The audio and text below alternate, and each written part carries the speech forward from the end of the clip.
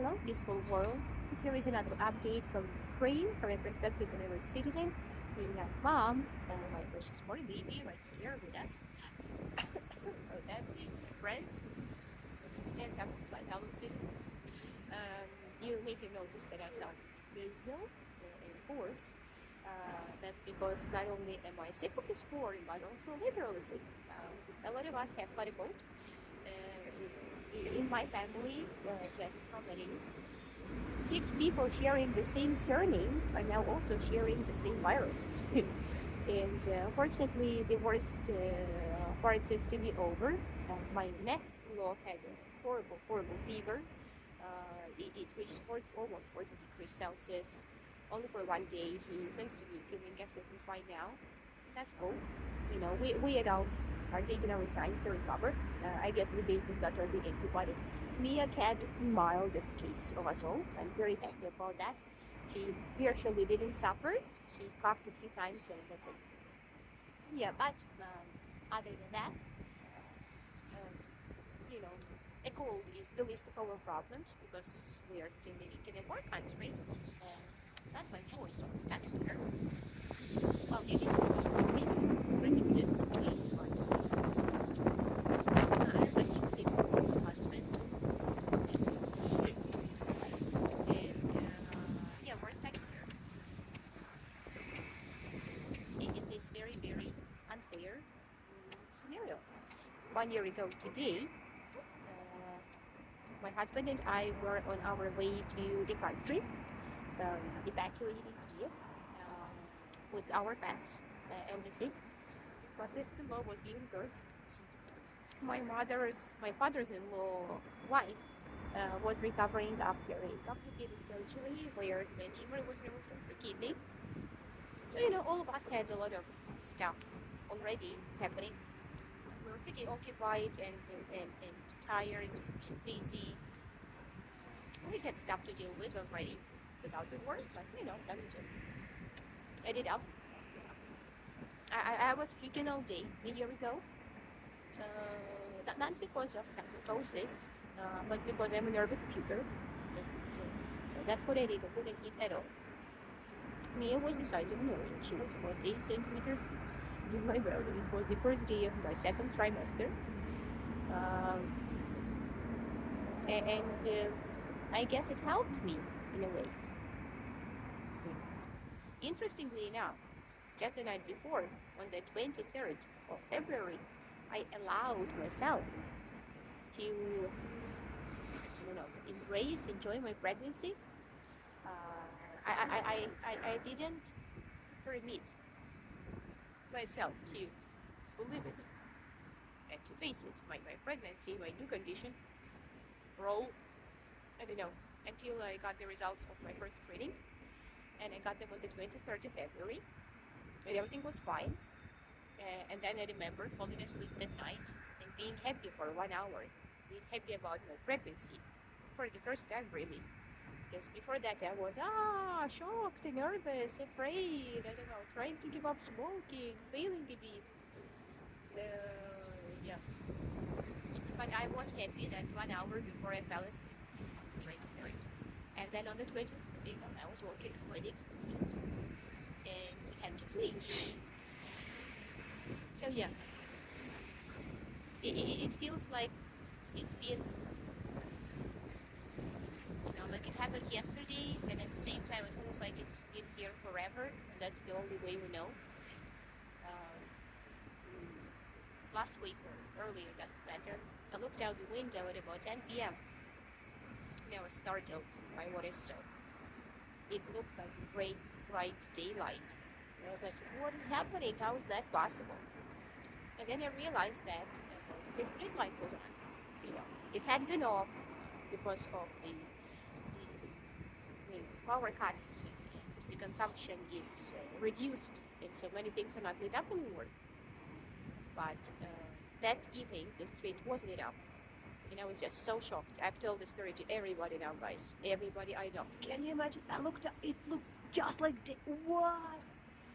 And what's so peculiar about this experience is that I've actually spent more than 30 years of my life living with her, quiet streets at night.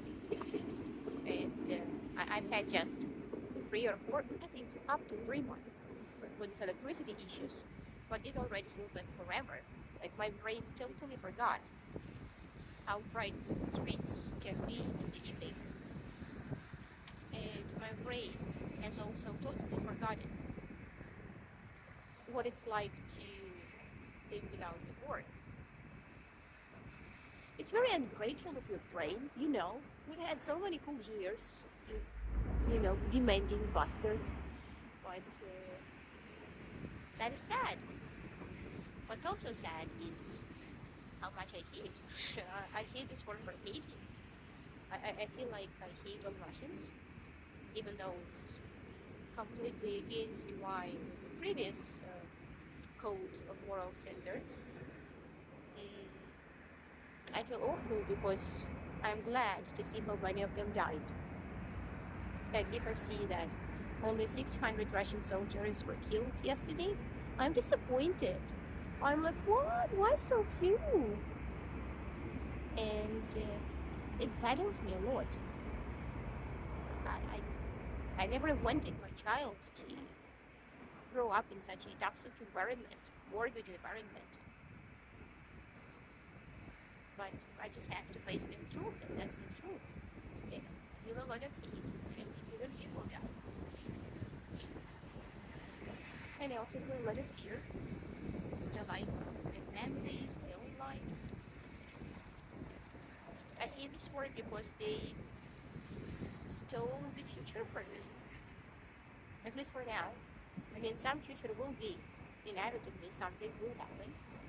But to me, future involves planning, dreams. I cannot have these things now. I am stuck in the here and now. That's all I have. I'm alive now. I have my baby now. I have my pets. I don't know. I'm hungry now, so I can make these kind of decisions and like a few hours forward planning, and that's it. I mean, this here and now idea is what is advised by psychologists and scientists, yoga instructors. So it's trendy, it's cool, and maybe it's even healthy. But I enjoy it when it is my choice to be in the here and now. Without the board, I came to watch the sunset, and I just admired it and sipped my wine and just forest the train of my concerns, my choice. This is not my here and now, my choice. I'm stuck in it. And there are still many, many valuable, magical, amazing, happy moments in this here and now. And I hate it that I feel guilty for them. You know, I hate that this more interferes with my experience with my mother. It interfered with pregnancy experience as well. But I will stop working. I can't give enough. And I never did, and I hope I will not let the war completely override all the good in my life, because it is also present. It's harder to notice on the one hand, also easier to notice. It's all very confusing. But yeah, there are still good moments. And so today is again a very confusing day. On the one hand, it's a day to grieve, and all of us are grieving. Grieving for the deceased, grieving for the shattered dreams, grieving for so many things and people. On the other hand, for those of us who are alive, this is a day to celebrate our survival, in different conditions. Fortunately, my family and I haven't faced anything completely awful yet, at least. We are dealing with a lot of inconveniences. But what are inconveniences? They are nothing. So That is the good as well, for the better or for the worse. But we are alive, and that's cool. I'm still happy. I'm still happy to have my life. Angry, disappointed, frustrated, exhausted, uh, but still happy. Not many, many things in my life. My daughter, my husband, my pets, my family, my friends, those who are still with me, stuck here, those who managed to, leave Ukraine and start their life over. Hello, Marina. Still happy, to have those people. And to me, the, the best life I have, just to me. So, yeah, that's it. The day of grief and the day of survival. That's what it is for me. It's gonna be busy. I've got my studies today. See, another side of life's continuation. I had my studies 1 year ago as well. Then I was recovering from COVID. This time I'm going to sing again and continuing. It's actually the second course of this psychology education. So wish me luck today, guys. And I know Ukraine is old news, and many people are tired, kind of, from us. But I hope we still have a lot of, you see, that's the truth speaking. I hope we still have a lot of compassion and sympathy and empathy and patience for us. But it would be more modest to say, I hope we have some bits of love, towards those stuck in some very, very, very unfair situation. So, yeah, thank you for being with my family and with me these weird times. And I will start answering your questions soon, maybe in my next video. So all of you have a nice day, and I'll talk to you soon.